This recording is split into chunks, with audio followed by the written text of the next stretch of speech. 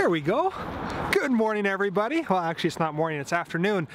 Welcome to this channel. I make YouTube videos all about RV lifestyle, travel, and happiness. And today we are going to be talking about RVing in the wintertime, because RVing is not only meant for those beautiful, beautiful sunny days. It's also meant for wintertime and very cold weather. And so I am going to teach you and give you some tips and tricks on how to stay warm and make sure nothing freezes in your RV.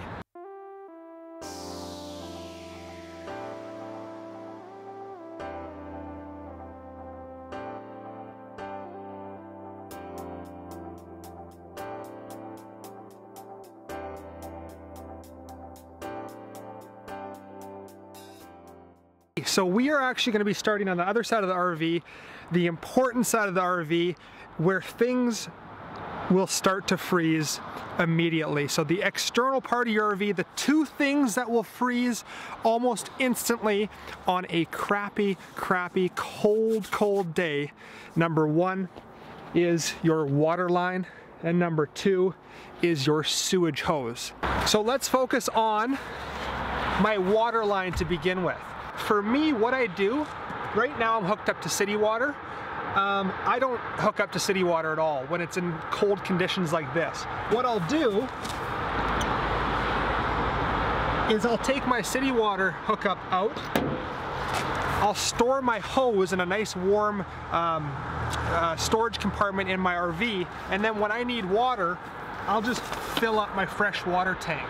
And the reason that I do that is so that there's not water in this hose constantly, just sitting there and freezing. It's in my RV, it's nice and warm, enclosed in its fresh water tank. You don't have to do that though. You can run your city water on cold days, but what you're gonna have to do is you are going to have to insulate this hose. And there's a couple other YouTube channels that will explain how you insulate it, but basically you put some tin foil around it. You can put a nice little heating cord all the way down the length of it, and then tin foil it so that it stays nice and warm. That way you can use city water all day long without having to worry about this freezing. And I believe, I'm pretty sure I'm correct, you can actually buy heated hoses. And that's just another way to stop this from freezing. The second thing that's gonna freeze, that is if you leave it out, is going to be your sewage hose. So if I had this sewage hose all hooked up, and then this end was going down into the dump station, and I had left my gray water tank open and I was just letting it slowly drain out whenever I took a shower or whenever I washed my dishes, then if it was a cold day and this was kind of laying in the snow, it would start to freeze. And so there's a few things that you can do. Number one, I would say what I do is I don't leave this hooked up. So I hook it up every time I want to dump, and then I put it away so that it's not laying on the ground freezing. Another thing that you can do is you can leave it hooked up, but just make sure you close your gray water tank so there's not water trickling down constantly. And then when you want to dump, you open your gray water tank, let it all flush out, and then just run it through so that you get all the water out, so that when it's sitting there, it's not building up ice. So some hoses are a little bit cheaper, and when you leave them in the snow and freezing water inside, they'll start to crack and they'll start to break on you. And so that's another reason to kind of store them when you're not using them. I have left this in the snow for days and days, and it has frozen, but it's such a good hose that, that there's absolutely no damage on it. So just be warned, if you do have a cheaper hose, it may crack and it may break on you. Then you have to buy a new one, which kind of sucks. So externally, that is what's going to freeze first, your water hose and your sewage hose. So take those precautions to eliminate those items from freezing. Now, I want to talk about, secondly, what you need to keep warm inside of your RV, and that is all of your holding tanks. Your freshwater holding tank, your gray water, and your black water, and all of the pipes and hoses that connect that. You want to keep that nice and warm so that it does not freeze or ice up on you, because when it freezes, it starts to crack, and then you can start to have leaks. And you know, leaks in an RV, that's the first thing that will ruin it. Water damage to an RV is the first thing that's going to ruin and depreciate your RV. So there's many different types of RVs out there. There's travel trailers, there's fifth wheels, there's Class A motorhomes, Class C motorhomes, truck campers like mine, van campers, and it really depends kind of what type of RV you have and if it's 4-season or standard or ultralight. So 4 seasons basically means there's a lot more insulation keeping the warm in, keeping the nice hot temperatures in your RV. The lighter the camper, the less insulation you're going to have, and then things start to freeze even quicker. So one thing that you're going to notice when you go drive through an RV park, especially in the winter time, is you're going to notice these RVs have little skirts around them. And what a skirt is it's basically insulation for the bottom of your RV. And that does two things. It keeps the warm air in and it keeps the wind out. So that skirt is to protect your holding tanks and to keep them warm, keep them from freezing. So there's kind of two situations. There's kind of two situations that you're gonna find when you're trying to heat your RV, and that's gonna be when you are fully hooked up to power. When you have full services, it makes it a little bit easier because you have electricity at your disposal. So when you are hooked up, that means that you have electricity coming into your RV. So from an RV park or your friend's house, you're on an extension cord, you have electricity. Now where I am right now, this is just boondocking, and boondocking means basically that you have no electricity coming to your RV. So the only electricity that you have is stored in your batteries right now, and that can be drained extremely quick if you start using electric heaters. So in this case, if you're boondocking, you're most likely, unless you have a large battery bank, a lot of batteries to hold a lot of power, you're most likely going to have to use your furnace. And I'm going to talk about that way of heating your tanks and making sure nothing freezes first. And then we're going to go back to my RV park and I'm going to talk about the second way, much easier, is when you have electricity. Okay, we are in my RV, my beautiful Arctic Fox 990 RV. And right now, as I said before, I am not connected to power. So if I started any electric heaters in here, what drains the battery the most is appliances that go from hot to cold or cold to hot. And so if I started that up, I can. I do have an inverter, which I'll talk about later in a different video. I could. But I'm only going to get maybe an hour of heat out of that until my batteries are drained. So what you need to do is you need to turn on your propane furnace. 65, 70 Fahrenheit. And now you'll hear it kick on, and I've got nice hot air coming out of my vents here. Nice warm air.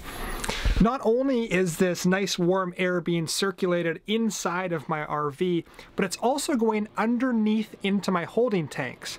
And from there, it is basically warming them up. And my holding tanks sit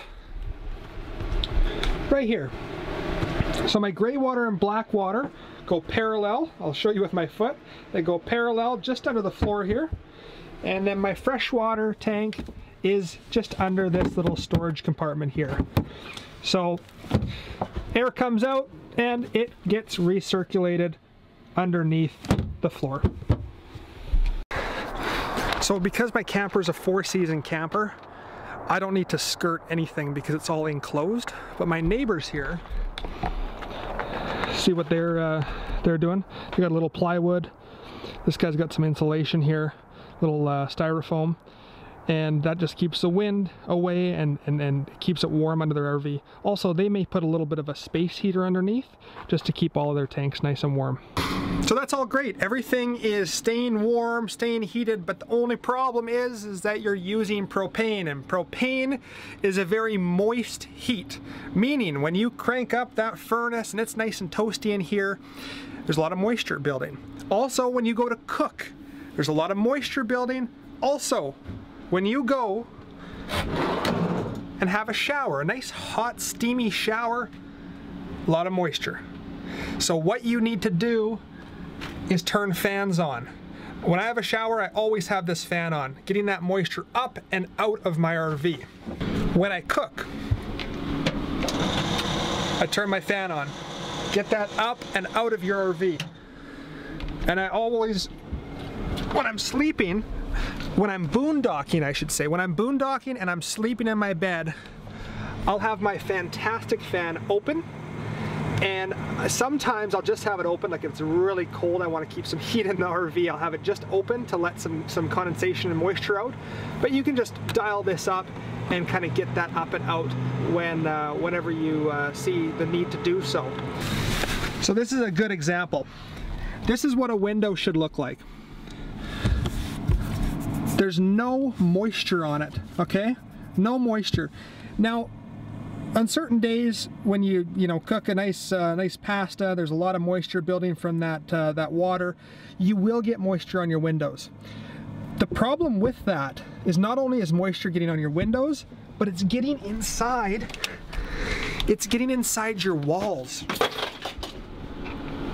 It's okay, those are cheap sunglasses. It's getting inside your walls, and that, folks, is what you don't want to happen, because then that starts a lot of mold, dry rot. You don't want that at all. Should we play a game right now and see how many times I can say moisture in this video? So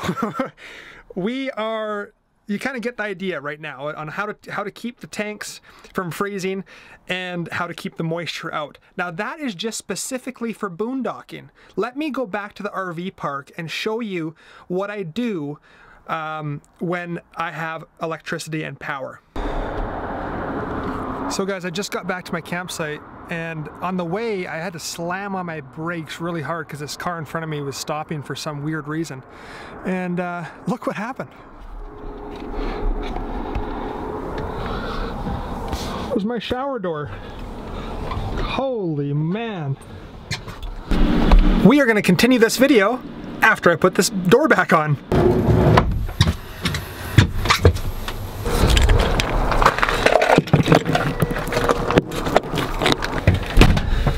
Alright guys, so now we are hooked up to power, and it gets very, very easy. So now it's off. And the way that I heat my RV when I'm plugged in is this little space heater right here. So usually I'll just set my space heater up right about there. And the reason I do so is because, remember, my tanks are right under the floor here. So warm air is coming past the floor, and it is kind of keeping those tanks underneath nice and warm. And then this air blows right in to my freshwater tank down here. So that little heater down there is the only heater I'll use when I'm plugged into shore power. And like I said before, it depends what RV you have, but I have a truck camper, and this space is so small that does its justice. It works extremely well, and it keeps my camper extremely warm and all of my tanks from freezing. Now, if you own a bigger RV, what a lot of people will do, I can't show you because I can't actually get into my holding tanks. I can only see my freshwater holding tank. But what some people will do is they'll buy small little space heaters like mine, and they'll just put them where their tank is and keep them running all day long. And so that will keep the tank from freezing. Also, another trick that people do is they will put a light bulb near their tanks. And a light bulb will produce enough heat to keep that tank from freezing as well. Now, the heat that's coming from this little space heater, it has less moisture than propane heat, but you still get moisture in your camper from simply breathing. And when I'm hooked up, the reason I say it's much easier when you're hooked up is because I can run my dehumidifier. So here's my dehumidifier. It is, I don't even know what brand it is, a Noma. I'll put it in the description below. It's quite a big, bulky space here, but it does a fantastic job of keeping the condensation and the moisture out of your RV. So you just hit the power button here, and it starts up, and it's got all these settings. You can put it on auto, you can put it on continuous, you can change how high and low the fan is. And I'll just let this run on continuous, and that way all the moisture overnight when I'm breathing in the RV. I don't really have to crack a vent. This will do just fine. And I don't have to worry about it draining my battery because I'm hooked up. Okay, so the last tip that I have for you guys is when it snows out and you get about a foot of snow on your roof, make sure that you go up and clean it off with a small shovel. And the reason for that is that if you let snow sit here for too long and you have a little bit of a hole in your roof, then that water's just gonna puddle and it's gonna start to leak into your RV, and over time you're gonna get some serious water damage. So I would recommend whenever a big snowfall comes to get up on your roof and clean it off so that you don't give that water a chance to puddle and start leaking.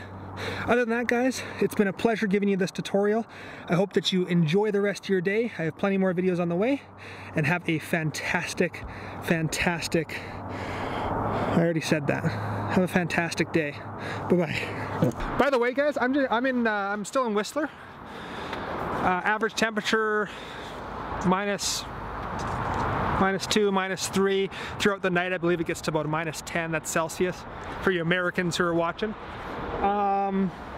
And then I'm only here for another week, and then there's so many exciting videos because I'm going back to my home, to Vancouver Island, and I'm going to explore that island, every nook and cranny, and I'm going to bring you along with me, and there's going to be a lot of really cool videos.